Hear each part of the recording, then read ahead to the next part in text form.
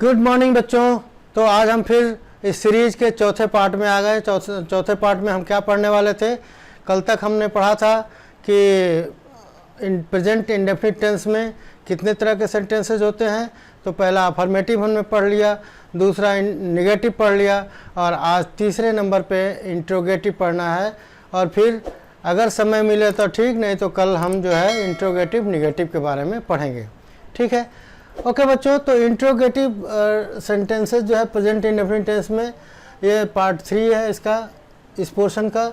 और इसमें दो तरह के वाक्यों से आपका सामना पड़ेगा, आप रूबरू होंगे। पहले तरह के ऐसे वाक्य होंगे हिंदी में जिनमें प्रश्नों से ही वाक्य शुरू होता है, प्रश्नसूचक शब्दों से ही वाक्य शुरू होता है। और दूसरा पोर्शन ऐसा मिलेगा जिससे प्रश्नसूचक शब्द जो है वो वाक्य के बीच में आते हैं। तो पहले हम टेकअप करते हैं कि ऐसे वाक्य जिनमें जो वाक्य प्रश्नसूचक शब्दों से ही शुरू होते हैं।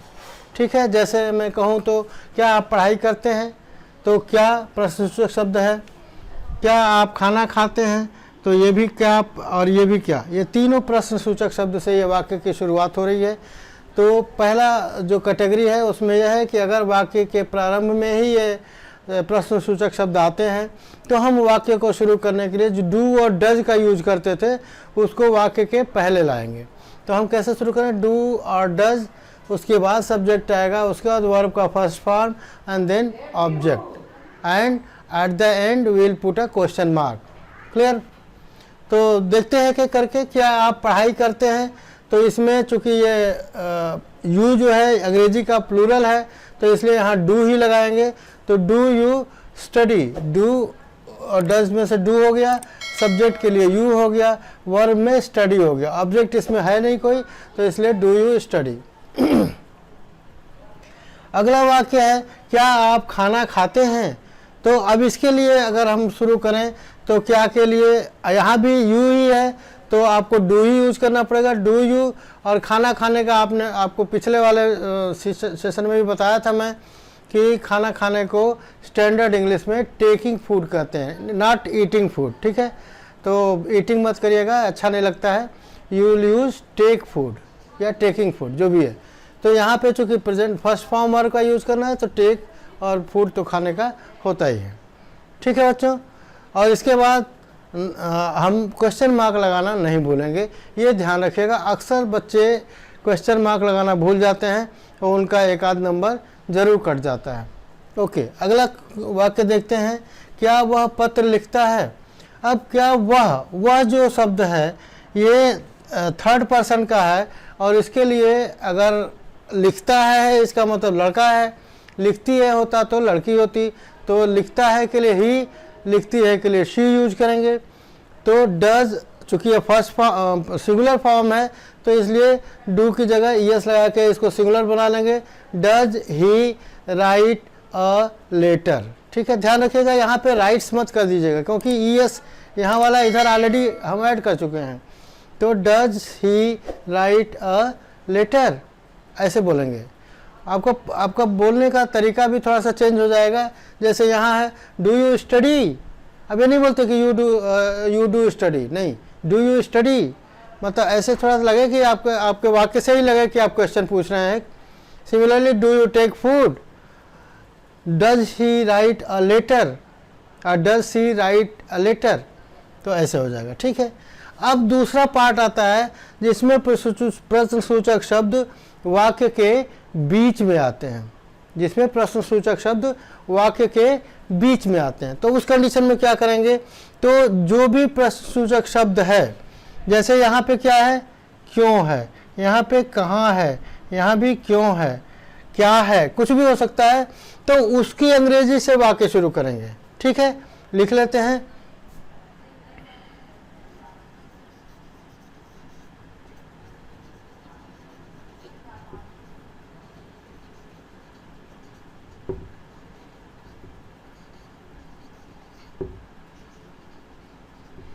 ठीक है, तो इनसे वाक्य बीच वाट, हाउ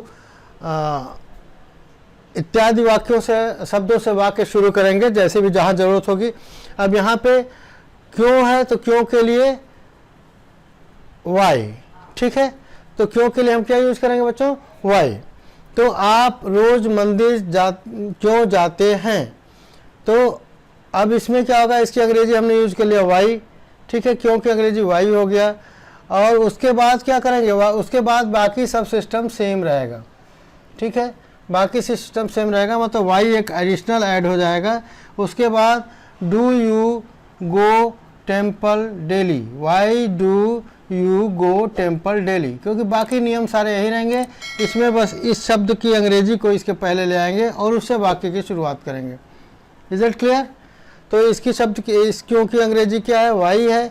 बाकी डू या डज में से डू लगेगा क्योंकि यू है यहाँ पे, फिर गो जाने का, और टेम्पल मंदिर, और डेली मतलब रोज, ठीक है। तो Y do you go temple daily, आप डेली प्रतिदिन मंदिर क्यों जाते हो। दूसरा आता है आप क्रिकेट कहाँ खेलते हैं, ठीक है। आप मान लो अपने दोस्त से पूछते हो, आपको पूछना है कि आप क्रिकेट कहाँ खेलते हैं। कोई स्टेडियम में खेल रहा होगा, कोई स्कूल के प्लेग्राउंड में खेल रहा होगा, कोई अपने गली में खेल रहा होगा, तो अक्सर ये ज़रूरत पड़ती है पूछने की। तो वहाँ पे क्या करेंगे, कहाँ की अंग्रेजी को पहले लाएंगे और ये हो जाएगा आपका वेयर। अब डू यू प्ले क्रिकेट, ये तो इस वाले नियम से ही होगा, पहले वाले नियम से ही। तो where do you play cricket, ठीक है, क्लियर हो गया। क्वेश्चन मार्क लगाना बिल्कुल मत भूलिएगा। ओके, लास्ट सेंटेंस है आप अस्पताल में क्यों भर्ती होते हैं, ठीक है। ये बहुत आम सिचुएशन है, इसमें अक्सर हम लोगों से पूछते हैं कि भाई आप अस्पताल में क्यों भर्ती होते हैं। तो जवाब आता है कि भाई अस्पताल में हम इलाज के लिए भर्ती होते हैं या चेकअप कराने के लिए जाते हैं। तो उसको अगर पूछना होगा तो कैसे करेंगे, तो इसकी क्यों की अंग्रेजी वाई, और बाकी इस नियम के हिसाब से डू यू गेट एडमिटेड, ठीक है, भर्ती होना, एडमिट होना, ठीक है, गेट एडमिटेड इन हॉस्पिटल्स, ठीक है, आप अस्पताल में भर्ती क्यों होते हैं। ये जनरल है, अगर किसी खास अस्पताल की बात होती तो यहाँ पे द भी लगा लेते, किसी पर्टिकुलर अस्पताल में अगर बात करते तो ये इस तरह से ये इंट्रोगेटिव सेंटेंसेज के बारे में हमने आपको बताया। हमको उम्मीद है कि आपको ये सारा कुछ बहुत ही ज़्यादा क्लियर हो रहा होगा।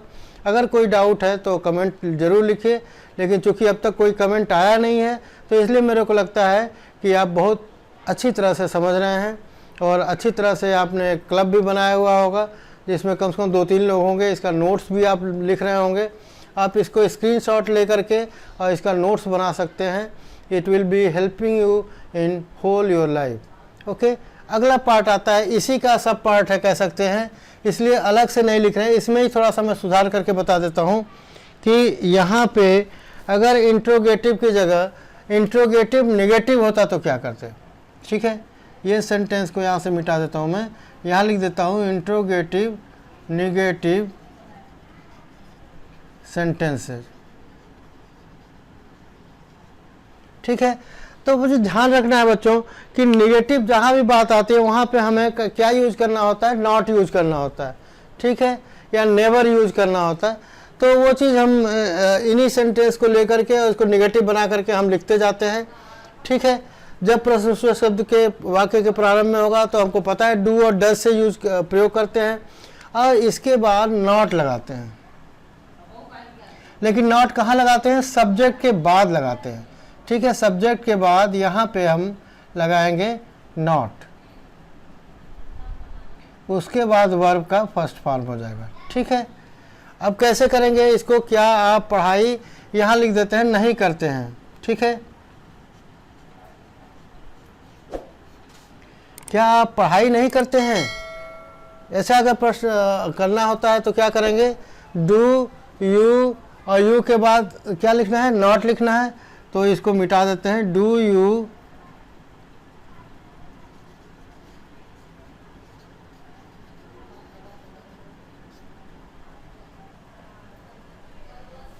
ठीक है। नॉर्मल सेंटेंस क्या होता है कि you do not study. Normal अगर सकारात्मक वाक्य होता है, अफर्मेटिव सेंटेंस होता है तो यू डू नॉट स्टडी होता है। अब उसमें से अगर उसको इंट्रोगेटिव बनाना है तो डू को पहले ले आएंगे, बाकी सब एज इट इज रहेगा। तो डू यू नॉट स्टडी और उसके बाद क्या करेंगे बच्चों, क्वेश्चन मार्क लगा देंगे। इसी तरह से दूसरा वाक्य लेते हैं, आप खाना नहीं खाते हैं, यहाँ भी नहीं शब्द लगाएंगे और नहीं के लिए अंग्रेजी कहाँ लिखेंगे, do you not take food, यहाँ पे हो जाएगा नॉट, ठीक है। Do you not take food, ये हो जाएगा आपका दूसरे सेंटेंस का ट्रांसलेशन। और ये चीज़ मैं इसलिए बता रहा हूँ कि ट्रांसलेशन में हम टेकअप कर रहे हैं, साथ साथ में कैसे हम बोलेंगे सिचुएशन जब आएगी।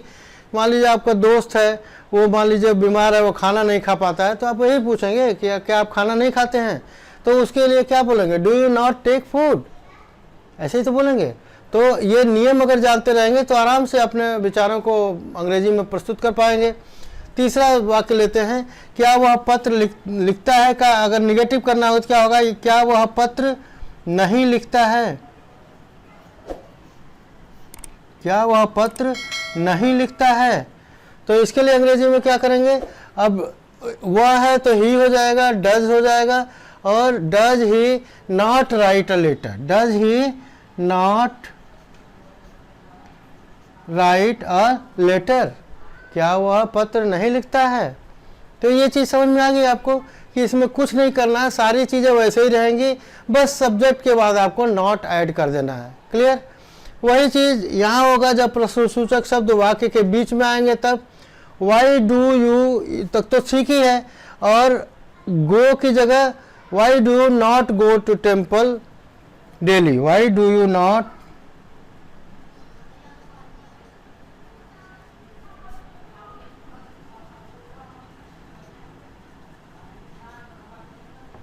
ठीक है।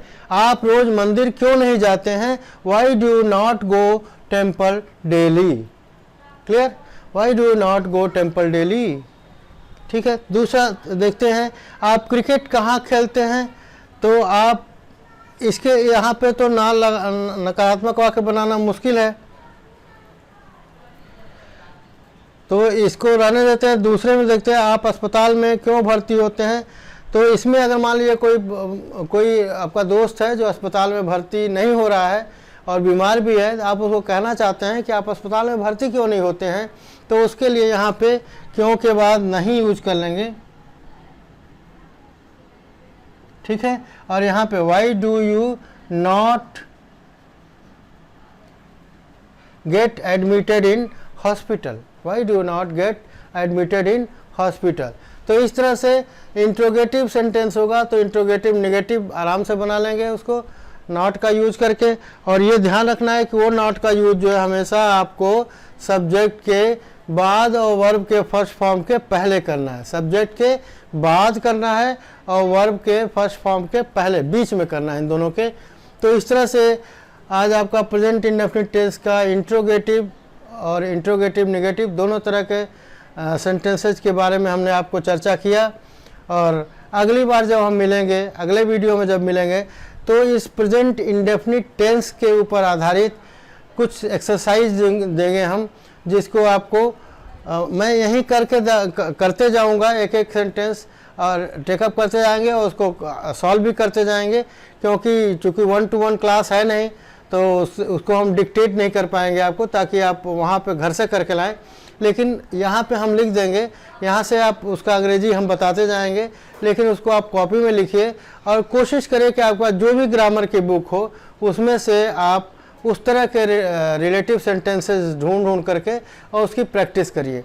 मेरे दोस्त, जितना ज़्यादा आप प्रैक्टिस करेंगे उतनी ज़्यादा आपको परफेक्टनेस आएगी।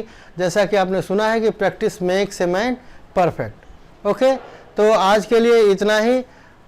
एक बार फिर हम आपसे दरख्वास्त करेंगे कि अगर आपको ये सब वीडियो पसंद आ रहे हैं तो अपने दोस्तों को ज़रूर शेयर करिए, सब्सक्राइब भी कर लीजिए अगर आप पहली बार इस चैनल पे आए हैं तो।